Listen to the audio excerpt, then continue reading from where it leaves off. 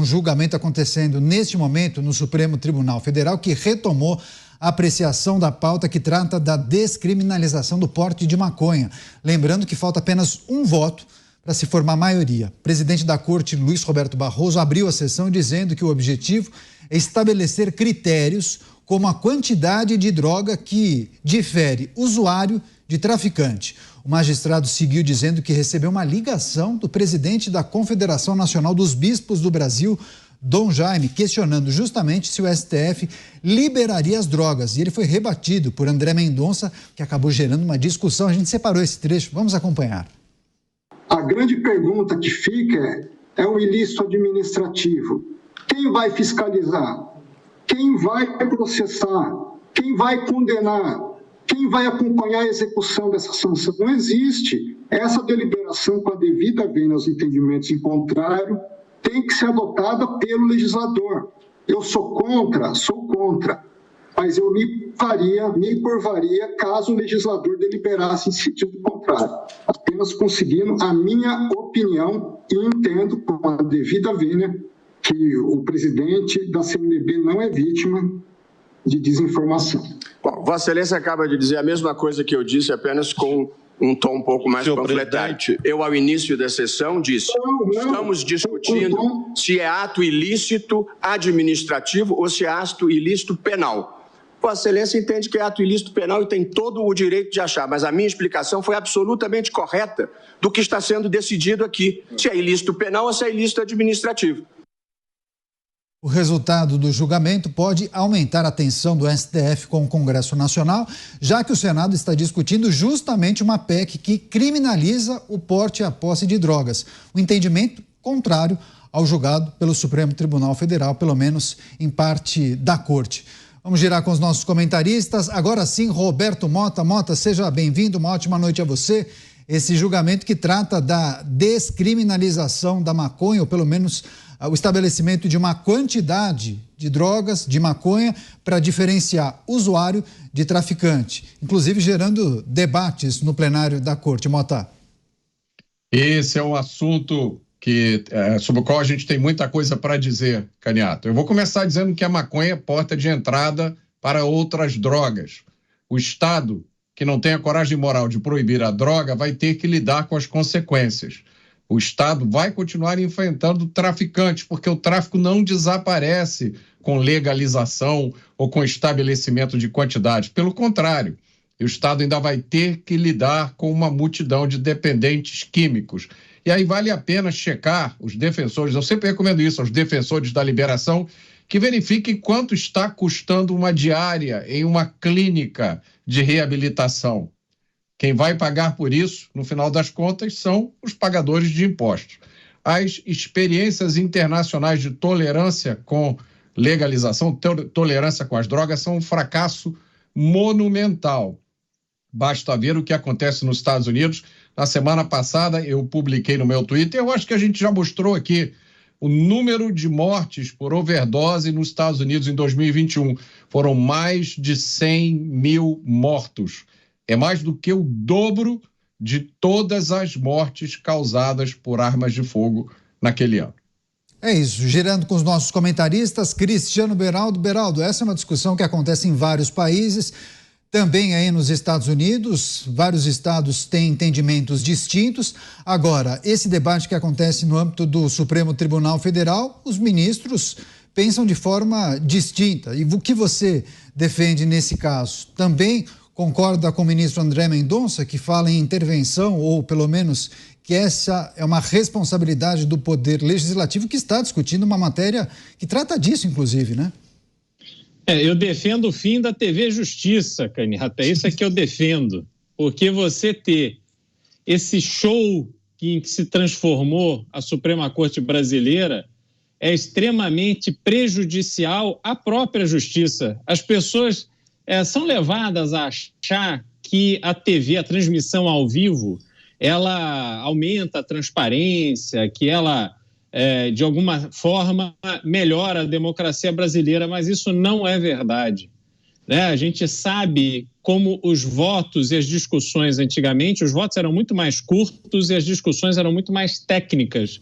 Hoje nós temos aí o presidente do Supremo Tribunal Federal acusando outro ministro de fazer discurso panfletário e por aí vai. Por qual objetivo? Né? Quer dizer, por que essa dificuldade em aceitar a opinião diversa, a opinião contrária?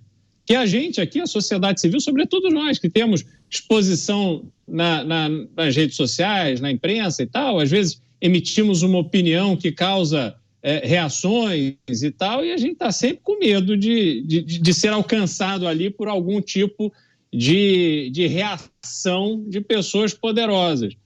Mas dentro da corte, as discussões... O Brasil não merece que as discussões sejam deste nível, não é? Então, eu acho que disso tudo, o que resta?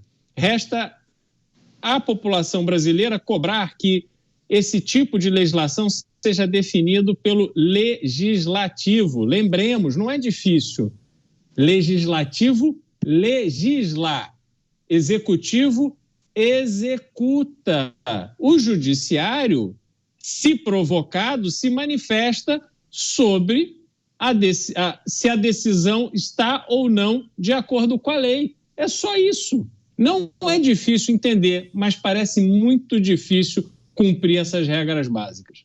Pois é, delegado Palumbo, o senhor está do outro lado, representa o poder legislativo. De que maneira é preciso avaliar essa apreciação que acontece neste momento no Supremo Tribunal Federal? Eu penso que o ministro André Mendonça foi muito sábio. Não cabe ao Poder Judiciário fazer sequer esse tipo de julgamento, cabe ao legislador, cabe aos deputados e senadores. Isso é uma usurpação de função pública. E para a nossa audiência, que nem todos sabem disso, a lei não pode retroagir para prejudicar o réu, mas para ajudar pode.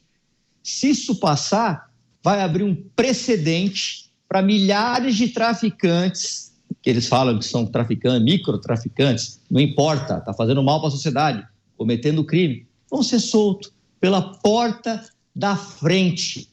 Vai sair milhares e milhares de presos traficantes por causa de uma decisão do Supremo Tribunal Federal que sequer tinha que entrar nesse mérito. Isso cabe ao Poder Legislativo. É por isso que o Senado está elaborando essa PEC e eu espero que passe na Câmara dos Deputados também, porque nós não podemos mais nos calar diante de tanta usurpação de função pública. Os poderes são independentes e harmônicos entre si. Um poder não pode se sobressair sobre o outro, mas, infelizmente, aqui no Brasil, estão literalmente rasgando a Constituição, Caniato. Pois é, Mota, várias pessoas se questionando o que vai acontecer se os entendimentos do Legislativo e do Supremo Tribunal Federal forem diferentes.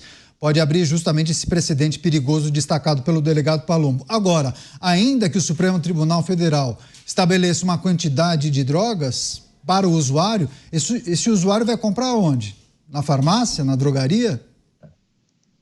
As implicações são muitas, Caniato. Imagine como vai ser a rotina policial. Imagine os policiais andando agora com balanças de precisão, no meio de uma operação policial, pesando ali a droga para ver, olha, 30 gramas, então vamos fazer isso, 20 gramas, vamos fazer aquilo. O que é importante, na minha opinião, não é a discordância entre legislativo e judiciário, entre um poder e outro. O que é importante é a discordância entre o poder e a população. Será que essas pessoas não andam pelas ruas, não conversam com gente normal? Porque a maioria da população brasileira rejeita as drogas. A última coisa que os pais e mães do Brasil querem é um filho usando droga. É evidente que quando você retira obstáculos, você está abrindo a porta para oportunidade. Mais pessoas vão experimentar a droga por curiosidade, né? Você já imagina agora, estou imaginando aqui na minha cabeça a situação, uma festa, um garoto chega para outro e oferece um baseado, aí o outro diz, não, eu não gosto de droga, eu não uso. Não, pode usar agora, está tranquilo.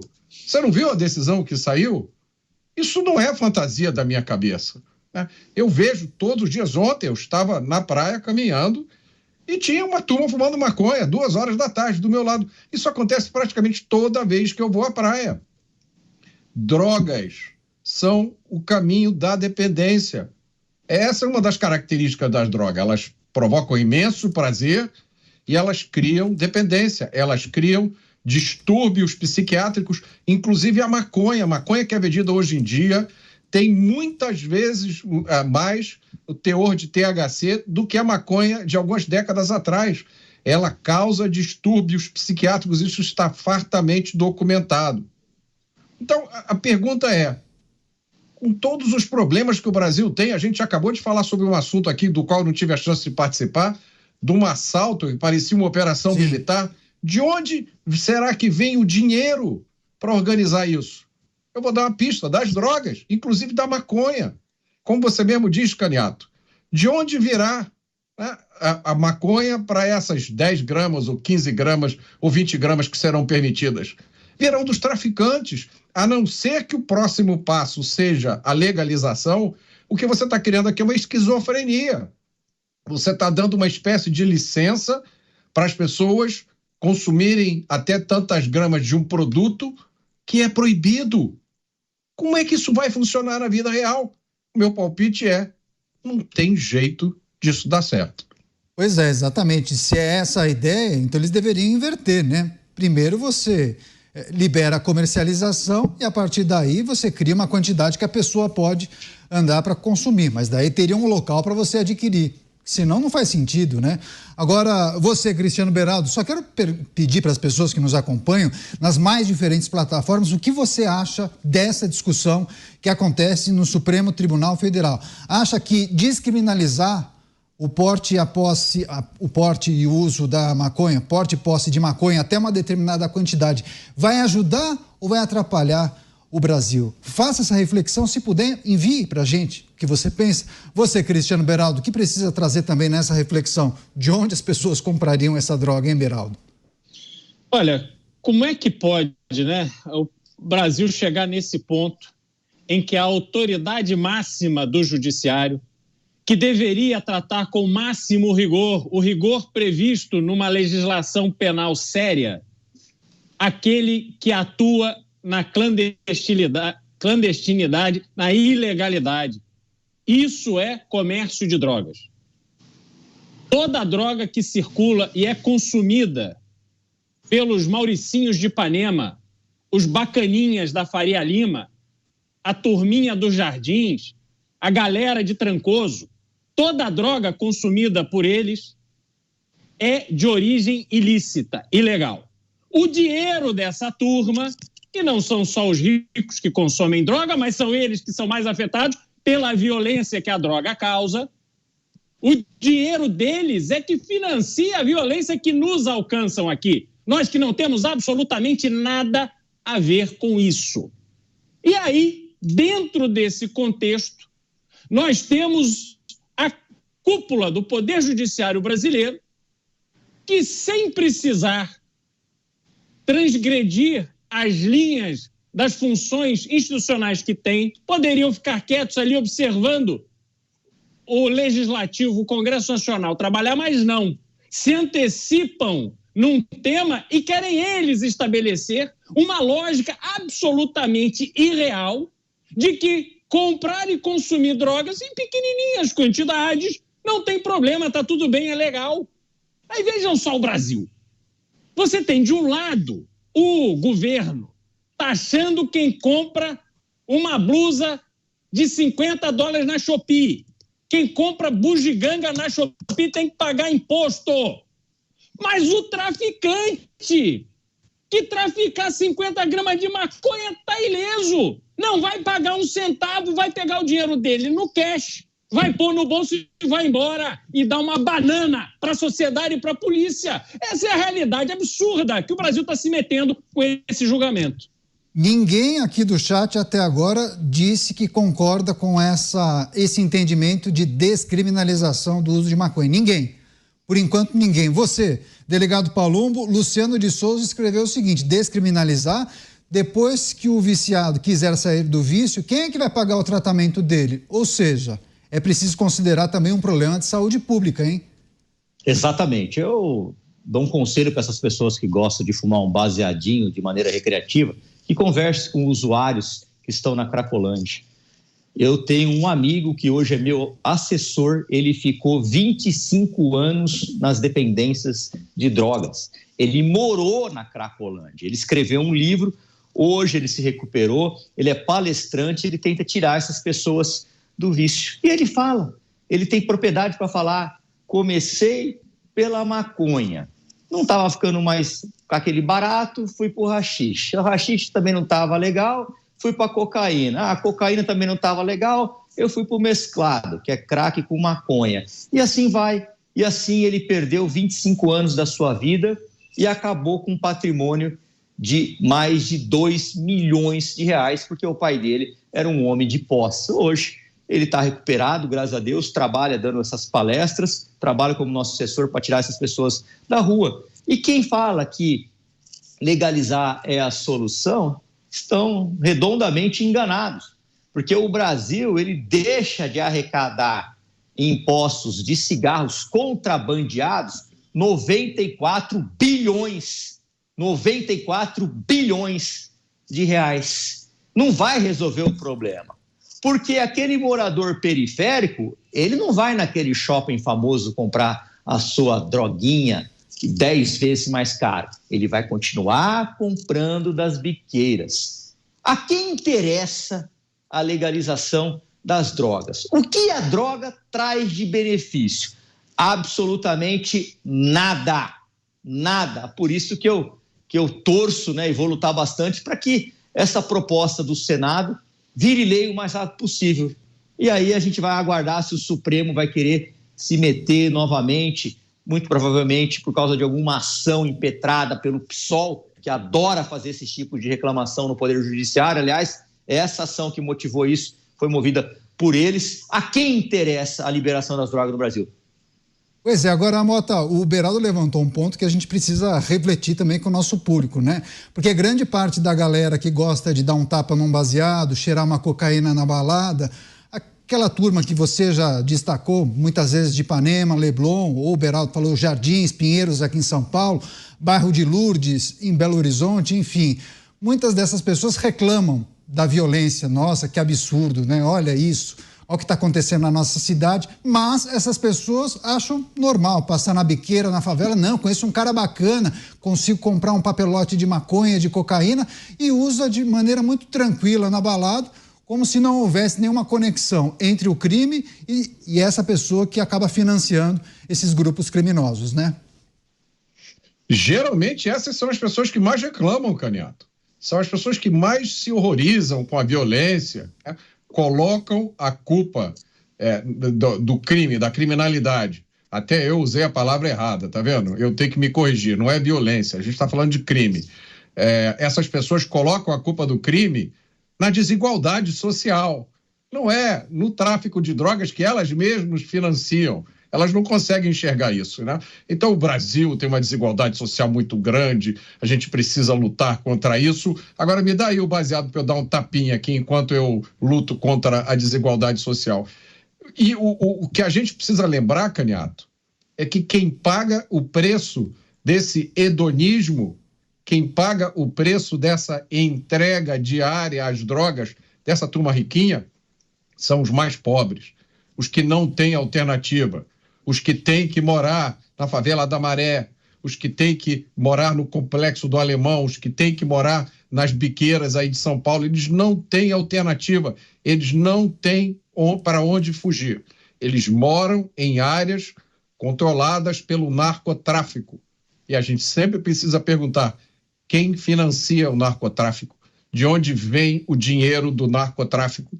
Vem dos consumidores de drogas. Então, se você é consumidor de droga, assuma essa responsabilidade.